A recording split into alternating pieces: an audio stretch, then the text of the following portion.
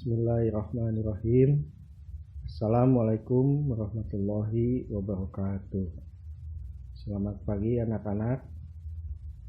Untuk kelas 11, semoga kalian sehat selalu serta selalu diridhoi dalam menjalankan segala aktivitas sehari-hari.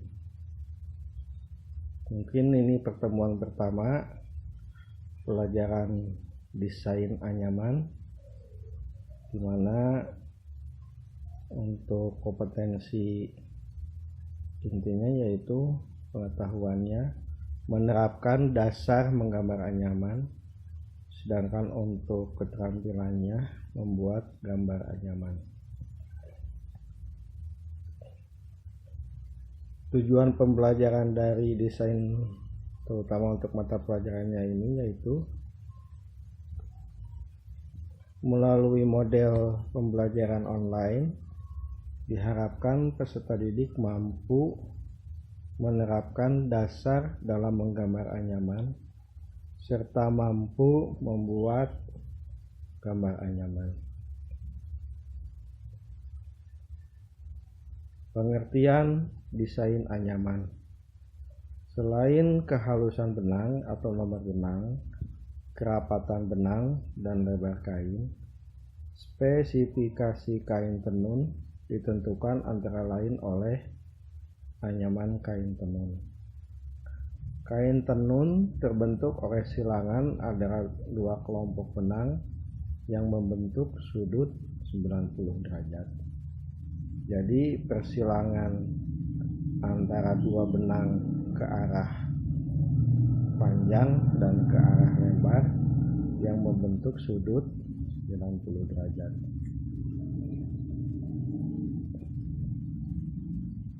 Struktur silangan-silangan tersebut membentuk suatu anyaman yang disebut kain tenun. Terutama yang kita pelajari di desain anyaman untuk kelas 11 ini, kita khusus mempelajari desain anyaman di pertenunan, jadi pembuatan kain dengan cara ditenun. Seorang teknisi pertenunan perlu memahami macam-macam anyaman untuk bisa melaksanakan suatu instruksi kerja yang berkaitan dengan anyaman. Jadi anyaman sendiri nanti akan berpengaruh terhadap hal-hal teknis ketika melakukan pengerjaan di mesin tenun.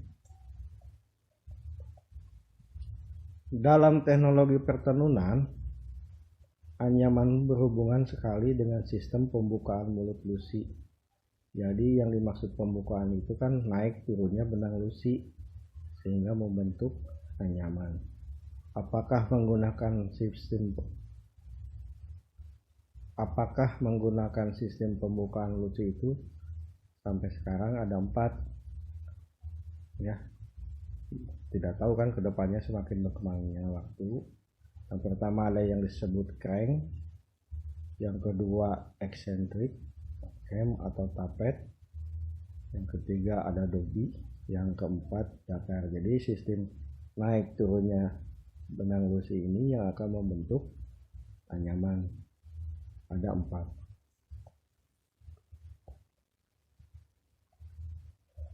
Selain itu, pada proses persiapan pertenunan harus sudah mempersiapkan kondisi benang lusi yang sesuai dengan proses selanjutnya di mesin tenun. Biasanya langkah-langkah untuk mencapai kondisi tersebut antara lain memilih kawat gun yang sesuai. Kawat gun itu kan yang naik turunnya benang lusi, berarti diameter kawat gun atau mata gunnya harus sesuai dengan besar kecilnya nomor benang. Yang kedua, menentukan jumlah kawat gun dalam satu kamran. Nah, untuk bisa misalkan suatu jumlah helai benang, nanti bisa ditentukan benang untuk membuat motif itu, ditentukan nanti jumlah kamrannya. Ketiga, menentukan jumlah kamran yang akan dipakai. Yang keempat, membuat skema pencucukan pada dropper, gun, dan sisir. Yang kelima, memasang menyetel peralatan pembukaan mulut susi agar mekanisme gerakannya sesuai dengan rencana tenun atau rencana aman.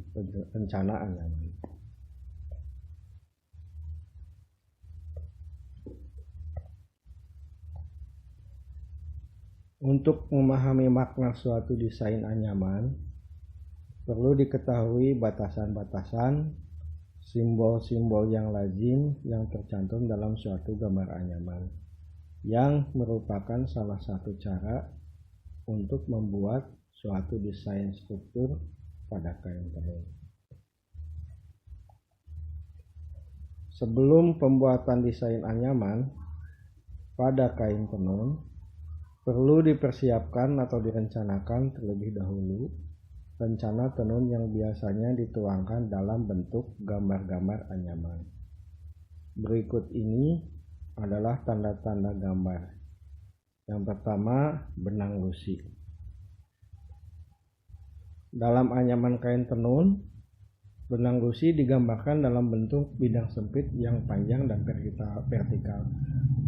Jadi untuk benang lusi itu benang yang ke arah vertikal atau ke arah panjangnya.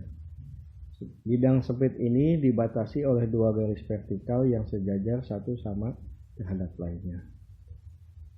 Dilihat pada gambar berikut, benang lusi itu ke arah panjang kain. Ini bisa dilihat di gambar berikut ini. Garis A dan B, bidang yang terletak di antara garis dan B, menggambarkan satu helai benang lusi. Jadi kalau dilihat yang kalian lihat tadi di gambar, mungkin ada 5, salah satu contohnya yang A dan B. Cara memberi angka benang-benang lusi selalu dilakukan dari kiri menuju kanan. Jadi penentuan jumlah lusi itu dari kiri ke kanan. Yang B, benang pakan. Dalam anyaman kain tenun, benang pakan digambarkan dalam bentuk bidang sempit horizontal atau mendatar ke arah lebar kain. Bidang sempit ini dibatasi oleh dua garis horizontal yang sejajar satu terhadap lainnya. Sedangkan untuk penggambaran benang pakan, benang yang ke arah lebar kain. Kalian juga bisa lihat untuk gambar benang pakan berikut ini, di mana garis A dan B, bidang yang terletak di antara garis A dan garis B, menggambarkan satu helai benang pakan. Cara memberi angka benang pakan selalu dilakukan dari bawah menuju ke atas. Jadi kalau benang pakan itu bertumpuk, yang pertumpukannya lebih depan itu yang paling nomor 1. Cara menentukan silangnya benangan. Lusi dan pakan membentuk sudut 90 derajat di dalam tenun. Tenunan terjadi karena adanya silangan-silangan antara benang lusi dan benang pakan.